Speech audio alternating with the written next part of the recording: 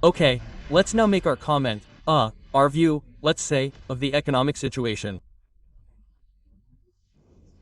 Look, today I've decided to title this column, let's say, that it's not good to exaggerate in optimism. We were just talking with, Marcos Cohen about the economic situation, how he saw it, which is moderately optimistic, but he said, there are sectors that are suffering a delicate situation, particularly some parts of the industrial sector.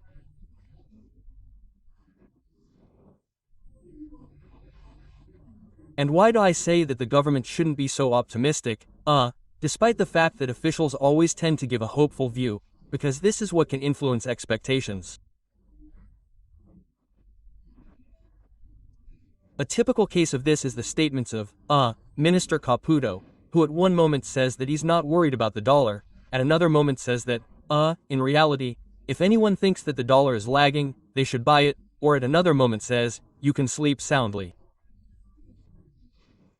Well, I mean, beyond what we say about that optimistic streak, sometimes exaggerating that is not good.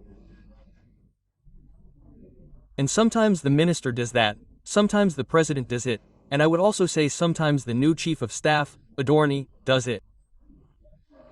Why do I say that this is not so good? Because if one looks objectively at the Argentine economy, we still have a very high inflation rate, we have significant weakness in the external sector. The president of the nation says, we are transforming, the economy is going to grow in a remarkable way. However, when any of the announcements seemed to stumble on something, that is, at a certain moment, when it seemed that the exchange rate situation was getting out of hand, they did not hesitate to say, well, we are going to make interest rates go through the roof, and if that affects the productive sector, tough luck, but we are going to control the exchange rate. And keeping the exchange rate steady was to have the anti-inflationary objective, more or less resolved, because it wants to be the asset for the electoral process.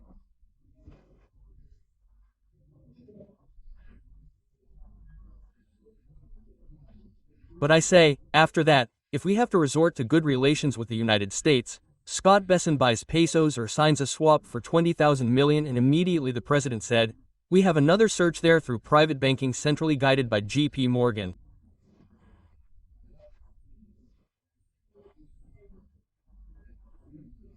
To have another 20,000 million. Well, when at some point it seems that something announced may not turn out exactly as announced, then concerns immediately begin, and it is immediately reflected in some behavior in the market.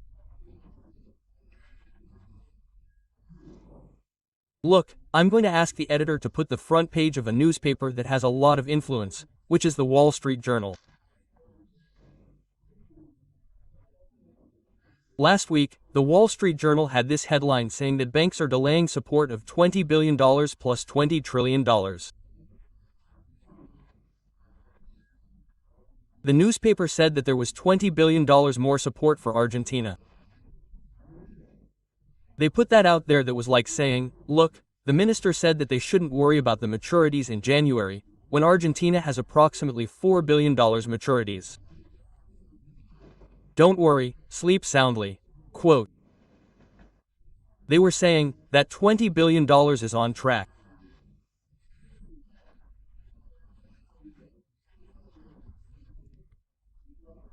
When a newspaper, which of course is a newspaper with very good information and a newspaper that has a lot of influence on the international financial market, publishes a headline stating that private banks decided, let's say, to pause their enthusiasm for supporting Argentina, and immediately the exchange market in Argentina heated up a little more and the country risk rose a little more, then the most sensible thing would be for the government to become aware that the situation in its external sector is still extremely serious.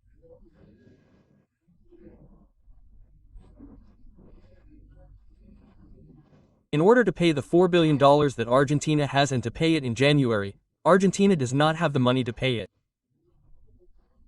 It will probably have to activate another part of the SUAP with the United States, but the concrete fact is that Argentina's international reserves are still in a negative phase because they have not managed to buy dollars. The other day the minister said, we have bought $9 billion. We must add to that those dollars also left and that the level of international reserves continues to be in what is usually called negative reserves. What does that mean? That from the $40 billion that Argentina has, one subtracts the part that does not belong to the central bank, that does not belong to the government. Why? Because these are the funds that Argentines have in the banking system, which are subject to reserve requirements at the central bank. If one subtracts that, and subtracts other liabilities that it has, it ends up not having the dollars.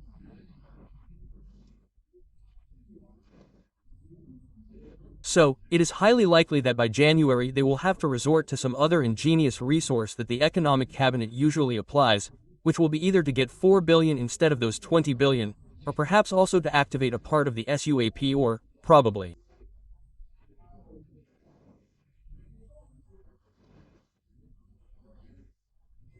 I mean, try, if the situation and expectations are favorable, to try to renegotiate what in the jargon of market operators is called rolling the debt.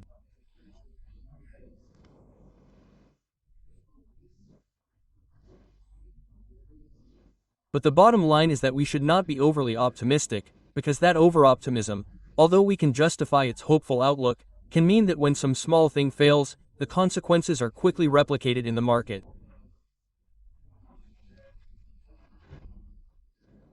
For now, the government can rest easy with the exchange market. For now, I think, the government should view the evolution with some joy. For example, the Consumer Confidence Index produced by the University of Italy or the one produced by the same university in another area, which is the Confidence in Government Index, can still be accepted with that. But there is still a long way to go before we can be sure that the economy has truly stabilized and returned to a path of growth that will allow all its citizens to live better. We will see it over time. For now, the next stage will be the discussion of next year's budget and those reforms that appear necessary to improve the productivity of the Argentine economy. We will surely see that in the coming chapters.